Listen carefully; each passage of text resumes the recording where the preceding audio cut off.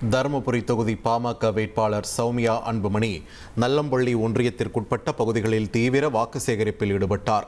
வெள்ளக்கல் பகுதியில் வீடு வீடாக சென்று ஆதரவு திரட்டிய அவர் பிரச்சாரத்தின் போது திமுக அரசை மிக கடுமையாக சாடினார்.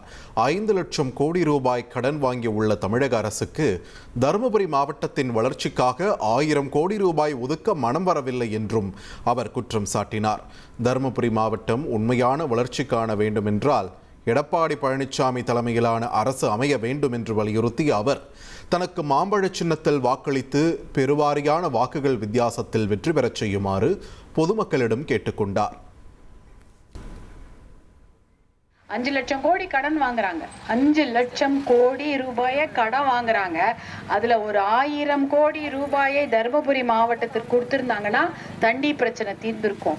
5 லட்சம் கோடி கடன் வாங்கி அந்த காசுலாம் என்ன பண்ணீங்க? ஒரே ஒரு மாவட்டம் தருமபுரி, அதுக்கு ஒரு 1000 கோடி கொடுக்க அவங்களுக்கு மனசு இல்லை. 1 கோடி ரூபாய் இந்த ஊர்ல ஏதாவது இன்வெஸ்ட் பண்ணிருப்பாங்களா கேளுங்க.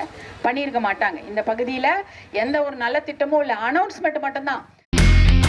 இனி செல்லும் இடமெல்லாம் செய்தி.